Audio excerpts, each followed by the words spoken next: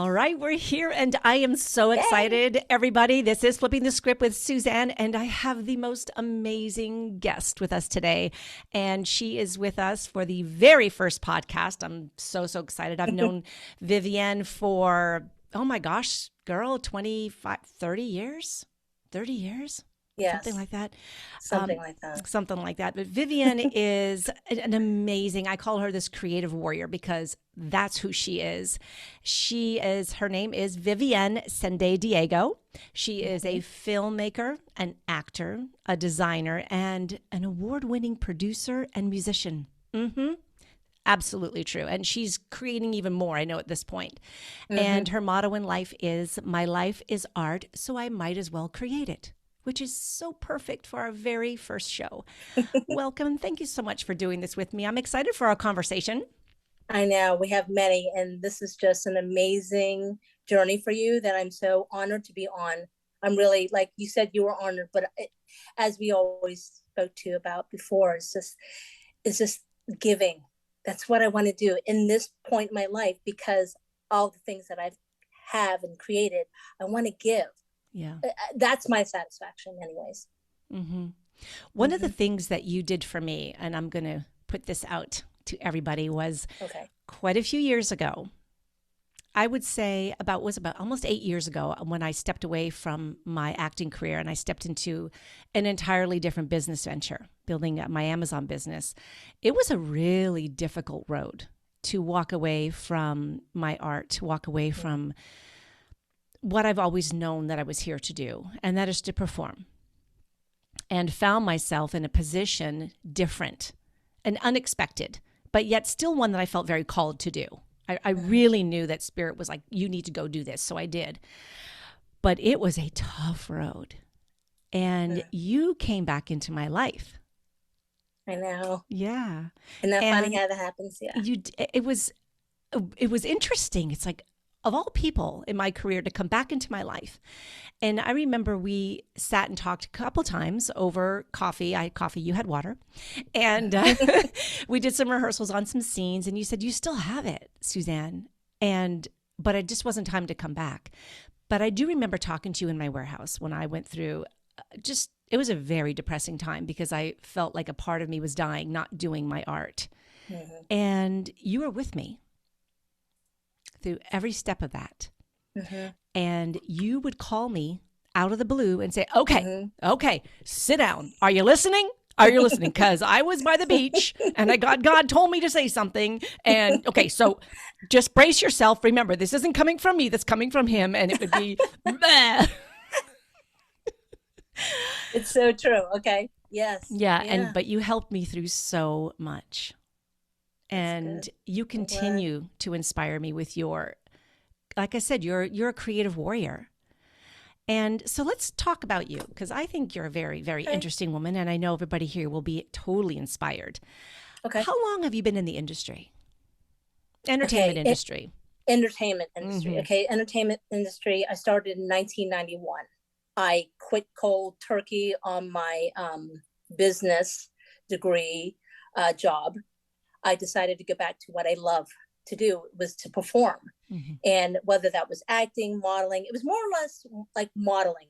It was my thing. And I just loved being in front of camera. So 1991 is when it started. So 31 years. Wow. And you married a fashion photographer. How convenient. How convenient. Yeah, you planned that one really good, girl. But you're still together today. Yes, we are. Yeah. And you've built some amazing projects together. And I know he's off doing his next chapter of being a educator in that field, correct? Correct. Yes. And you are as well? I am. I know. But that's what's so interesting. I didn't think that I would want to do something like that, but I am teaching. And I am teaching acting and modeling and also business, which we'll talk about maybe in another episode, but that's one of the key things. I feel that people in this business, it's not show talent, it's show business. And I feel that when you respect your art and you get it out there and you put a worth on it, that worth on it, that's when it becomes successful. Not to say that whether you book or not book, and we'll talk about that later, but I'm just saying when it becomes that you get your art out there, however you're going to get it out there, whoever's going to pay for it or not pay for it, or whether it's going to be in a gallery or on film or on television or in a magazine, it's your duty, your contract to get what you were given out there. So. Mm-hmm. Absolutely. I know we both agree on that. And it can be a really rough road because as artists, I think all artists, it's not just actors, it's writers, it's everybody, right? Because as human beings, we are creative and we are creative by nature. And it can be very difficult because we have that, I would say the majority of people have that mindset of, well, I need to go and find a way to make this creativity work financially. But we get so engulfed into the emotional part of, if I'm not doing it, I'm not any good. But that's not true. And I think it's one of the greatest misunderstandings of this business is that just because you're not booking today doesn't mean you're not brilliant, because it is a business. Correct. So what do you think is one of the biggest misunderstandings in our particular industry? Okay, hands down, because I'm in the teaching mode also, is the fame and fortune does not mean anything. The glamorous part, the red carpet part doesn't happen. It may happen, but it's not the goal. It really isn't the goal. And people get so, I call it noisemakers. They look at the award shows. They look at all these, oh, look what I got. It's not that at all. If anything, like I said, is if you stay focused to what you create, however you're going to put it out there, and which is another thing, which is amazing for our time, because as you and I were, older, but we lived in a time where there wasn't things for free. We had to mail our headshots. We had to print them up. We remember that was an extreme cost. Yes. All right. So that business part. Now there's social media. It's free. You could be making things on the device, on the telephone. It's free, more or less. You don't have any money that you need to put out front first. You just need your creation. And so the whole idea of, oh, I want to be rich and famous, I want to be on the red carpet. And I think that's one of the things that hinders people, I feel. Right. You touched upon something too that I think is really important to point out, especially in this day and age, is that when we were in the industry, it was even, you have a beeper, it goes off. You have to find a payphone and hope to God you have a quarter so that you can call your agent. You get that number on the phone, on your beeper, and you're like, oh my gosh, that only means one thing. I have an audition. And you've got to pull off the road, and you've got to get the quarter out and make the phone call. And then you got to drive, and then you got to go to the callback, and then you might go to another callback. Remember when it was callback, and then it was, oh, they want to see you again, and then it's crazy how much time and energy is put in for one. But now what's happened with social media, and I believe all the noise out there, it's creating the mindset that success is fast, and it is. And it's immediate gratification. So if I do this video, if I create this online film, somebody's going to find me and I'm going to be successful. No, it can happen. I don't know if there's longevity with that, but it's so different. When we were in it, it was like you had to go and really work for it and show up and show up and show up. Now it is do a 30-second video and hope that you get through it. However, on the flip side of that, with social media, it's also our greatest gift as creators, because now, rather than waiting for somebody to say, you've booked the job, you got the lead, you can do these lines, you can do these characters. Now we are far more empowered to say, I don't need you to do this for me. I can do it for me. Right. So it's important to understand as creatives, like, what is your end goal? If your end goal is, I want to be rich, I want to be famous, I want to be on the red carpet. Okay, but be ready, because it's a rough road. If you are a creator and you want to inspire the world and you want to make change and you want to serve humanity, then you don't need anybody else to have you do No, that. correct. Right. And you've done so many different things. So Yeah. why don't you share with us? So we know you've done, your background in acting is huge. So tell them, Okay. how far back you go and some of the projects that you've been involved with, and maybe some of your Okay. favorites. Okay. So 1,000,001 stories. Okay. So I have 33 national commercials. Okay. So back in the day, back in the 90s, I was the booking queen here, actually in Florida. So here comes Asian Filipino woman and was like, who is it? Who? It didn't matter. I'm like, just get me in the room. Just get me in the room. That's all I wanted to do was perform, whether I booked it or not. And then the whole 90s, that's what I was doing up until 2000. And then SAG went on strike. So in the year 2000, I had 7 nationals running. Okay. I called an agent in New York, crazy. Okay. And I said, I have 7 nationals running. First of all, I asked for the vice president, the Abrams Artists Agency in New York, one of the biggest agencies. I asked for the VP and she got on the phone. I don't know why. Why would she get on the phone? Who am I, right? And I said, hi, I'm Vivienne Sendaydiego. I have 7 nationals running. Would you like to sign me? She said, yes. And I said, she goes, when are you going to be in New York? I said, I'm going to be in New York next week. Wasn't planning on it, but she's like, yeah, come on up. I signed.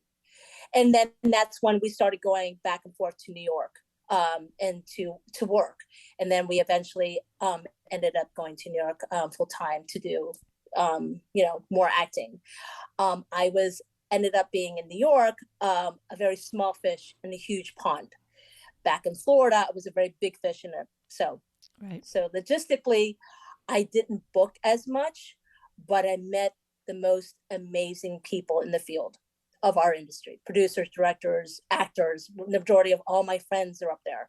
I just started creating more when I was there because I was inspired by the vibe of the city and all the actors and all the dancers and directors and producers. You get inspired because it was called heat. There's heat on that sidewalk. Yes. Okay. Yeah, literally. It's literally heat on that side that makes you be like, wow. The buildings, every corner you turn, there's a piece of art. I'm like, what? Who's doing this? What? So again, your mind opened up to way more than what you ever thought could be. And that's where and now that my husband and I are here living in full time now in Florida, we always are inspiring to go back because there's something that happens in that city when you're surrounded by that energy that makes you want to do better than you are, right? Not makes you want to make more money or be a better person than somebody else. No, it makes you be better than who you are. So again, okay, so that was my commercial part. I know.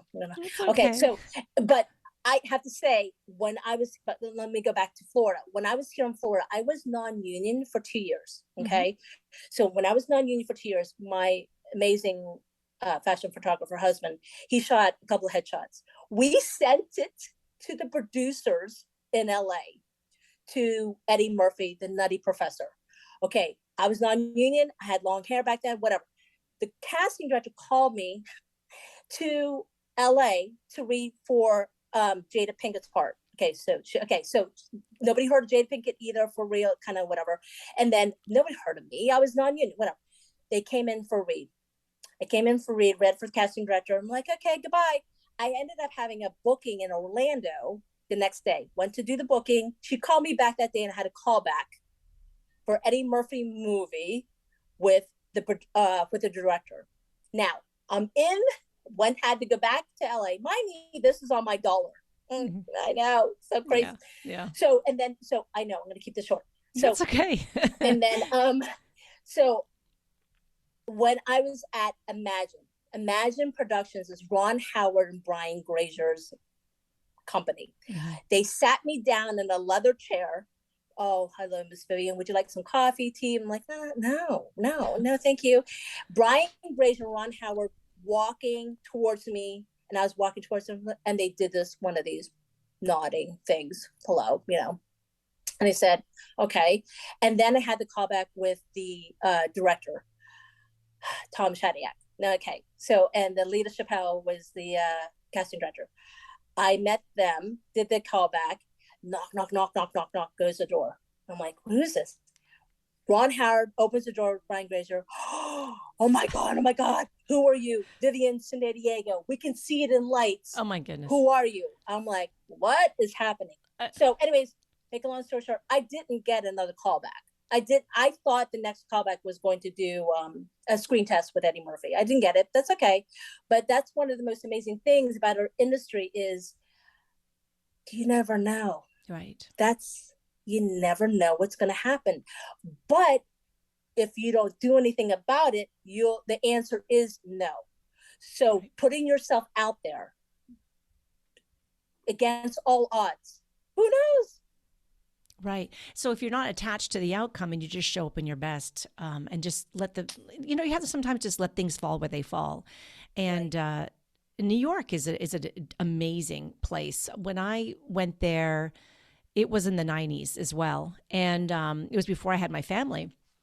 And I had booked some big European movies. And, when you're on that wave, right? It's like, and we all get them. We still get them. It's like, you're up, you're down, you're in, you're out. I've had so many ins and outs and ups and downs. It's too many. So I was in it and I was up and I wanted to ride that wave. And so I told my husband, I'm going to go to New York, and packed my bags. Packed my VHS tapes, all your demos on a VHS tape. I shipped them, and I got an apartment with 5 other people, like 5 actors. I bunked with a German linguistics student, this guy, and I had a little, bunk bed for myself, and we shared a room, and I pounded the pavement. And I knew that at that time I was in my 30s, early 30s, and I knew that my husband stayed behind. So I knew I had this small window of opportunity. And I'm like you. I'm like, okay, what do I need to do? So it was, you get all the backstage little, remember the paper, and it says, don't call, don't fax, don't drop in, don't even contact us, don't look at us, whatever. So I called all these different places. I remember calling one agency, and she said, did you get the backstage? Do you see that no calling, no whatever? And she went on and on. I said, yes, I did. And she says, if you keep doing this, you will be blackballed in New York. And I went, okay, well, thank you. And I hung up, picked up the phone again. So what ended up happening was I had met an agent with Cunningham. Good. And this was a woman who I had met through a woman who was going to be my manager at the time. And she said to me, when you do come to New York, let me know and I'll set you up with an apartment. So I contacted her. She said, I can get you this apartment. So she set me up right outside the PATH train. Okay. I could actually see the Twin Towers from my balcony. Oh, wow. Yeah, wow. It was amazing. And so I asked her about agencies, and she says, she named them all off. And I believe Abrams was the main one. So I called them. And I believe it was Abrams, to be honest with you. And I contacted them and I asked for, I don't remember the agent's name. Sure. And I said, Tracy from Cunningham told me to contact you. So they put me through. He gets on the phone. Hi, Tracy from Cunningham told me to contact you. I'm going to be in your area on Thursday between 12 and 2 o'clock. What is a good time for me to stop by? Okay. That's like a typical sales question. Don't give him a yes or no. What time is good to stop by? And he said, oh, you can come in around 1. That was it. Wow. Got my foot in the door, went in, and he was the film department. And I gave him my VHS. He sat down. He looked at everything. And I already knew who he was repping at the time. And there was an actress in his, as one of his clients that was on Another World. Soap operas, dating way back. Dating ourselves. Okay. But she and I looked so much alike. So I basically said to him, and I don't remember her name, this goes so far back. I said, when her contract is up for negotiation and she's not willing to negotiate, I will. And he went, okay. So he looked at my material and he said, okay, we're interested. So this was then they put me into the commercial department, and that's where things Okay. kind of fell apart at that point. And then Mm. I ended up coming home and opted to start my family. But the Okay. point of it is, and just like you illustrated, it is your career. It is your creativity. It's your business. It's your soul's calling to do this. You find a way to do it. Right. And now that we have social media, you have no excuse for not being creative. Correct. When you don't get to do what it is that you love to do, then that's when your spirit starts to die off. And that's what concerns me. And that's why I started this podcast, is because there are so many creatives in the world that are suffering, or they feel like they're suffering because they're not doing their art. Or they're doing their art and they're not getting the feedback that they want. They're not getting the acknowledgement. Creatives need acknowledgement. Thank you. That was beautiful. That was wonderful. You did great. I love your painting. Whatever it might be. We need that, because that reflection allows us to know I'm on the right path. Keep doing it. Keep doing it. And I think that's really important. But you're not always going to get it. You're not always going to get it. So let's talk a little bit about what can creatives do to maybe tap into other things within their personal arsenal, and so that they can remain inspired and fueled, because we can do so many different things in this world as creatives. It doesn't have to be one channel. You have found so many different channels. Right. Let's talk a little bit about first, because I want to get to like the really juicy recent one eventually, but I want to talk a little bit about your designs. You do something so amazing that nobody is probably even aware of. My actual designs of my bikinis. Yes. Right? Okay. Yeah. So, that what inspired with that was, I don't mind saying my age, which I don't know. I don't care. It's a number. I'm 56. So when I turned 50, my body was crazy. Okay, so your hormones, women, you'll go through this. Each and every one of you and us, we're going to be different. But my body, I had to do a clean slate. I went vegan, and I had growth in where I didn't have growth before. Okay, so I'm like, what is this? I couldn't find a bathing suit that fit me the way I wanted it to be fit. So I designed a bikini. I cut an existing bikini. I sewed it back into my proportions.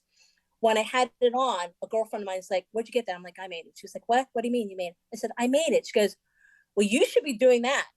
I'm like, "Oh, okay. I guess I'll do that."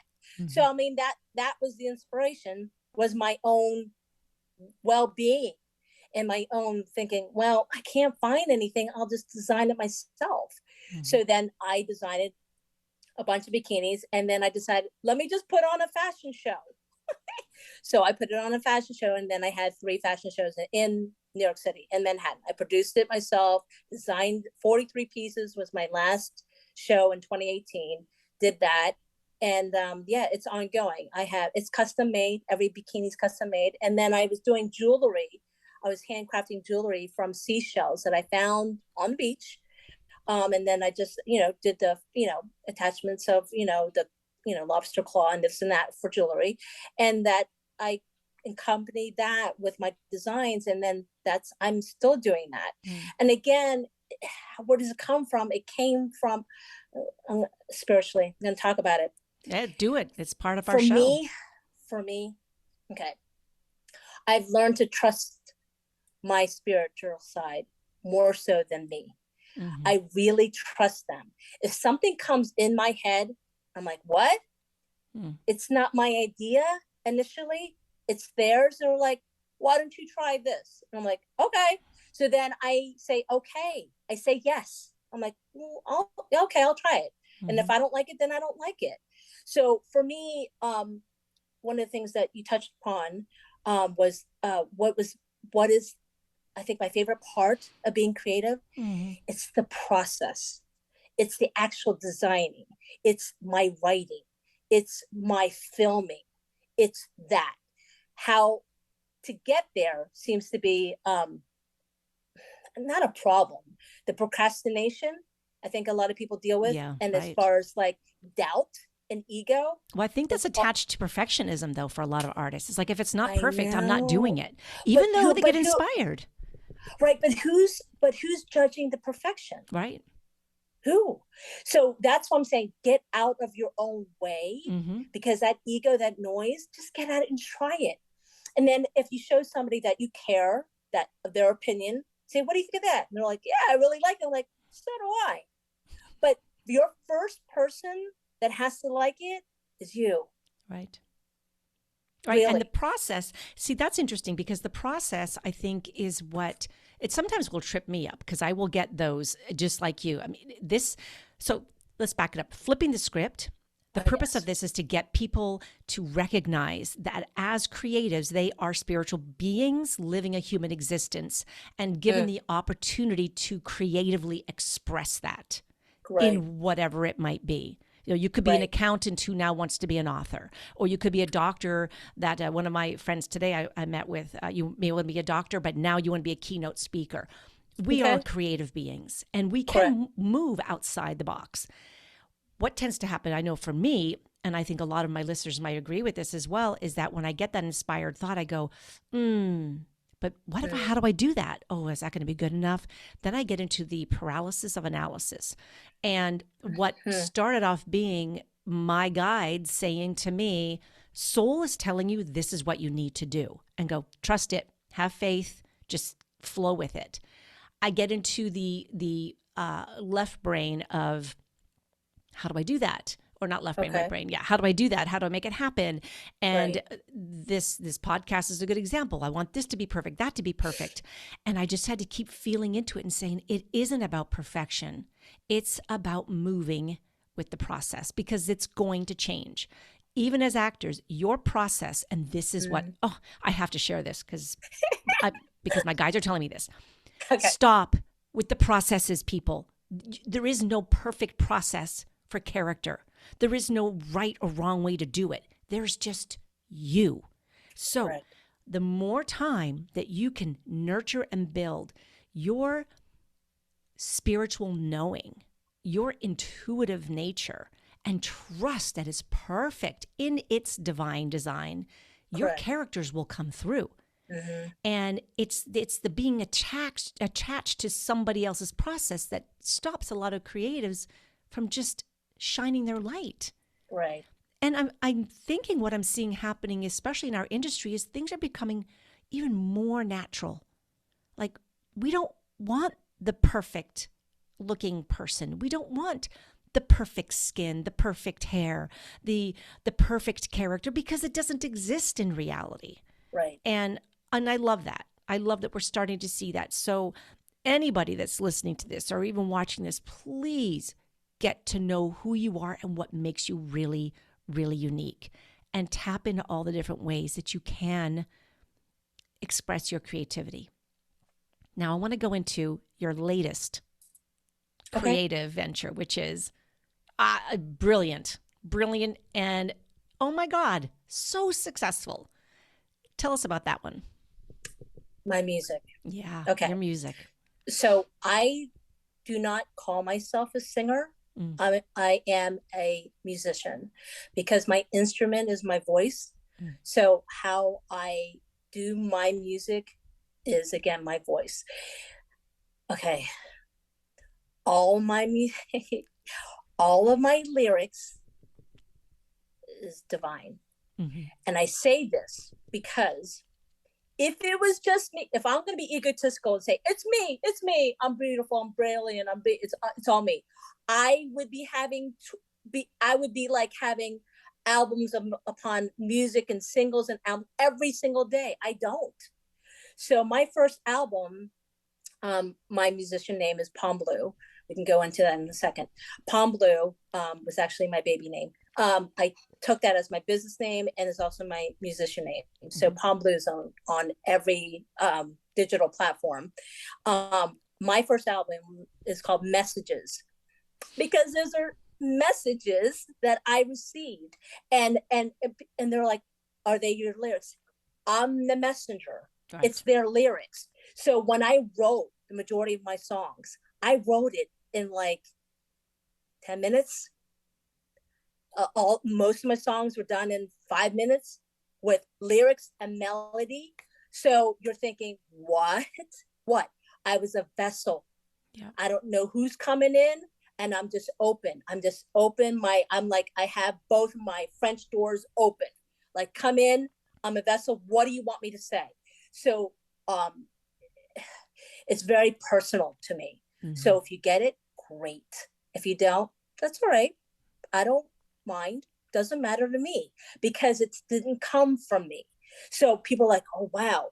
And then when you have big artists like Drake and Megan Muller, all the big artists that now, Beyonce, sounding like my music, I'm like, well, that's interesting. Again, it wasn't mine. So if they're feeling inspired to write that way, great. But the majority of my all my lyrics is divine, and if you really listen to the words that are spoken, it's incredible. Yeah. It really is. And then when we won the Telly Awards for the music video Scars, I wrote that the week of Ahmaud Arbery's tragic death, where he was just jogging down the road and 3 men shot him to death. I wrote that week, and that was my inspiration. I took a tragedy and made a music, and then I submitted it to the Telly Awards. I was 5 a.m. in bed, woke up. Now, again, divine, I'm not even awake, and I'm open, and they're saying, do this. So I did it, and we ended up being awarded. Yeah, show them your award. Look at that. Jeez, so pretty. So this says musician, lyricist, and producer.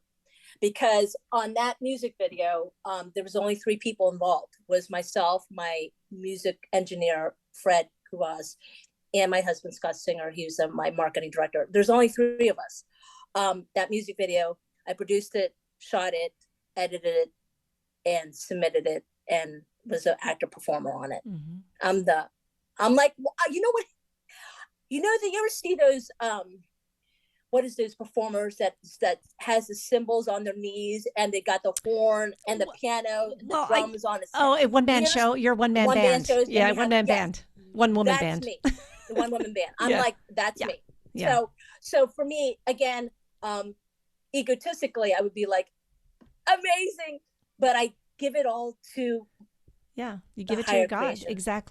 Exactly. So, but you have a unique quality, and you are a warrior. There's just no about it. When you are passionate about something, you go at it full force. Not everybody is that way. So what do you recommend? I mean, I have my ideas, but what do you recommend for somebody who isn't one of those, I'm just going to go make it happen? For me, I just have a gentle knowing, like I just know. And so I just go. And then when I feel like there's an energetic block in that going, I stop, and then I recalibrate, and I go back within, and there is no, there used to be this urgency, got to get it done today. Now there is that go and then go slow. You are kind of one of those go and get her done. But then you have your quiet, where it is, I haven't heard anything for months, so I'm not going to force it. There's a balance, right? And I think it's important for people to really get to know what works for them, because what works for me isn't going to be what works for you, and what works for you doesn't work for me. So what can you share with everybody that is maybe, let's see, how do you start your day? How do you get yourself off on the right foot? That's a good place to start always. Okay. I know when you ask me if I had a ritual, I don't. I don't. I think what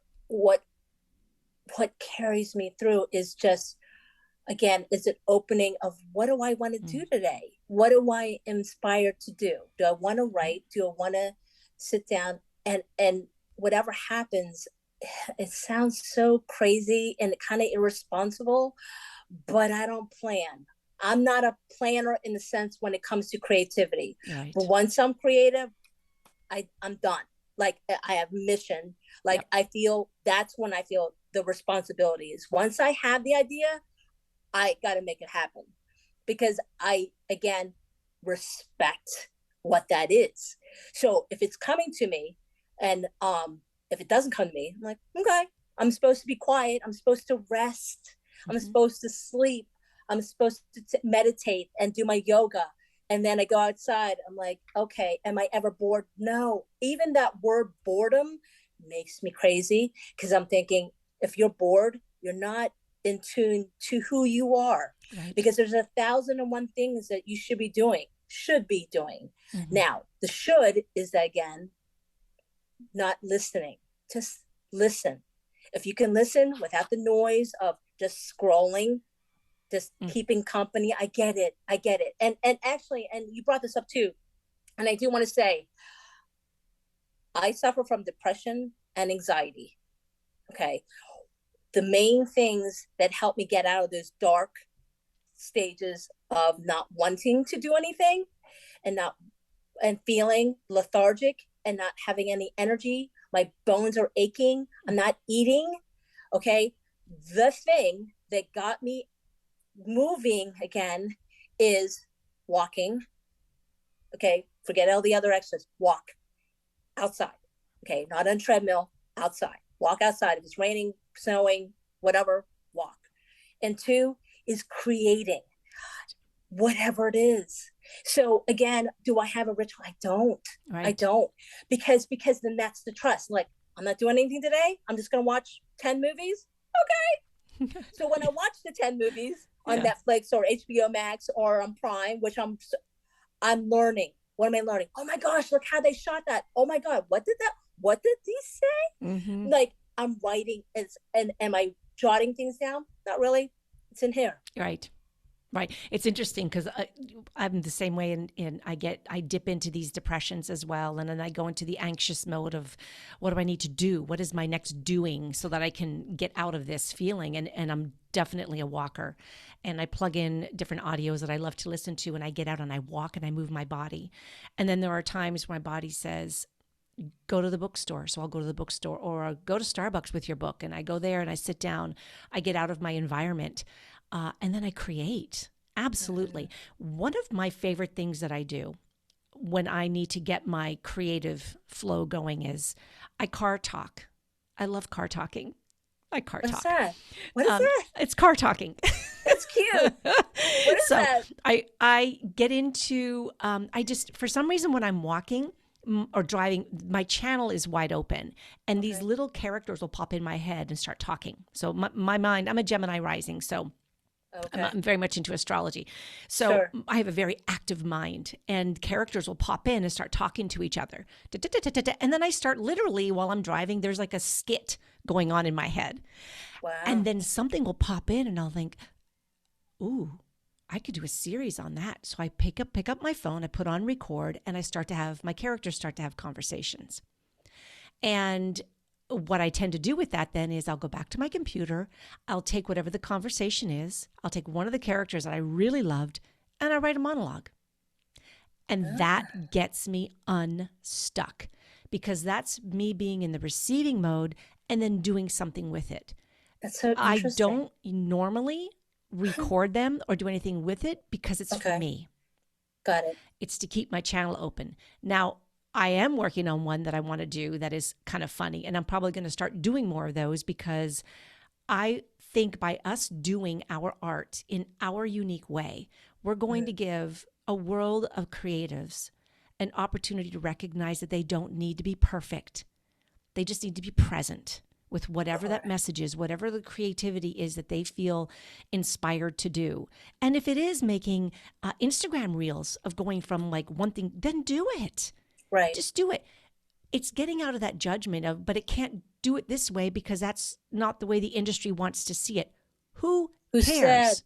Who cares? They don't even know what they want half the time. Exactly. They don't know until they see it. So if you get out and you be you, authentically you, and you free up the creativity and you connect to your source, whatever that might be, highly encourage that if anybody listening to this hasn't taken the opportunity to get to know yourself spiritually, you're doing yourself a disservice, because Right. that's what you're here to do. So just take time, 10 minutes a day to walk, journal, write, meditate for 2 minutes, whatever that might be, to quiet the monkey in the brain so you can just feel into your existence as a creative being.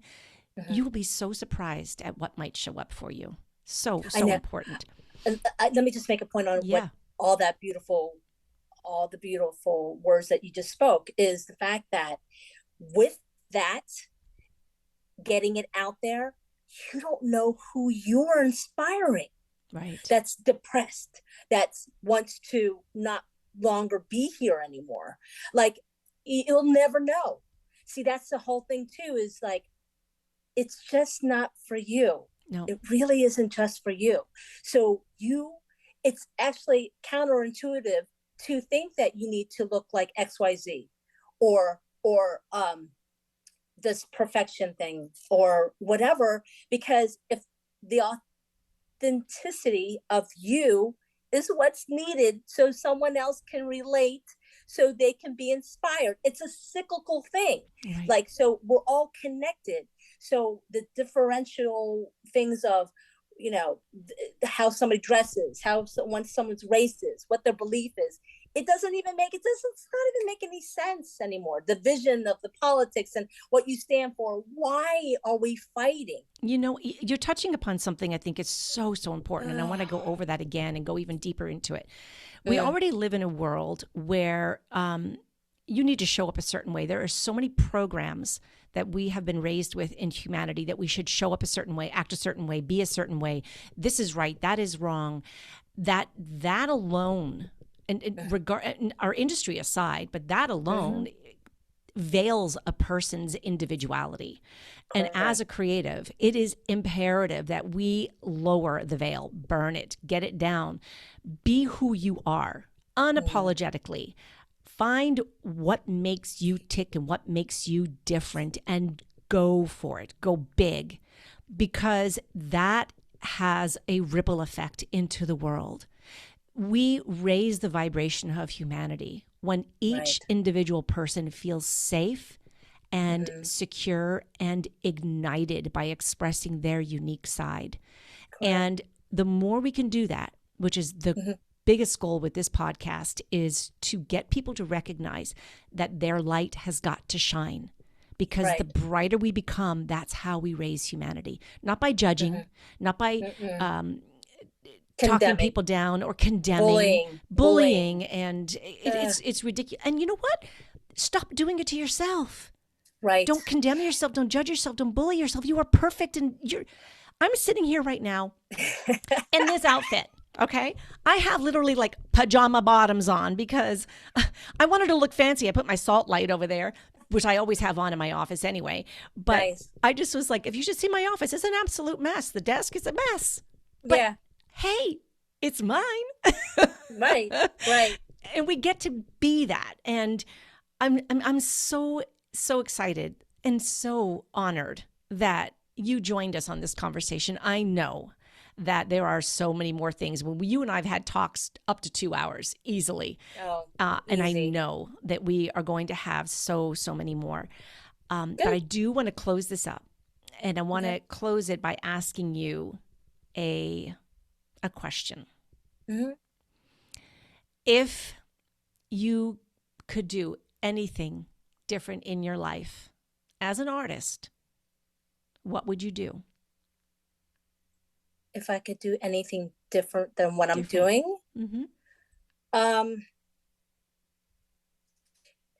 would love to do what we're actually doing, but on stage with many people listening at the same time. With a panel. Oh.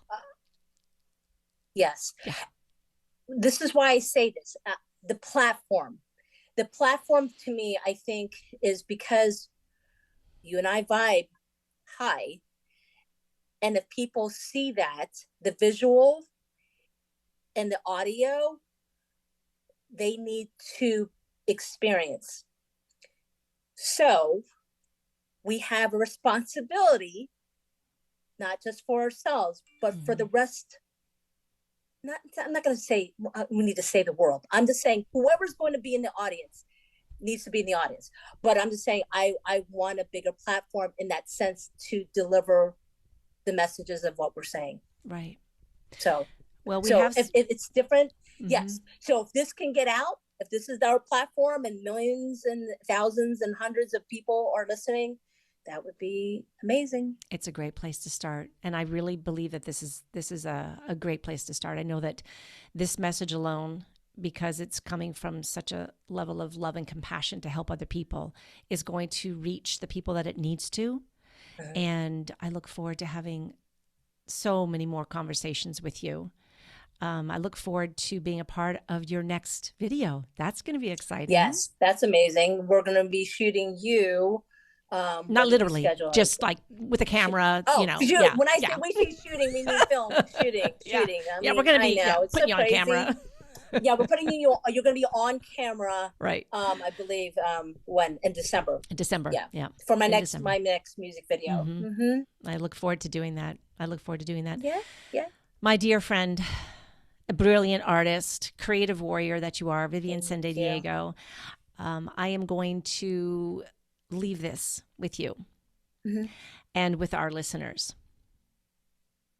When you are given a gift to create through your voice, through your art, through your love, through your compassion to serve humanity, it is your first and foremost job. That's why you're here. So if today you're listening to this and you feel like, I want to give up, just flip the script. Go find something else. Go write a book. Go do an essay. Go start a blog. But create. And when you do that, you will open up your channel of possibility. And you will change your life. And you will change the world. Thank you so much for listening today, Vivienne. Thank you so much for being here. I will be putting in the podcast information all of your social media links so that everybody can connect to you and follow your amazing journey as well. So thank you so much from the bottom of my heart. Honor, Suzanne. Yeah. Thank you, everybody. And we will see you on the next episode. Yeah.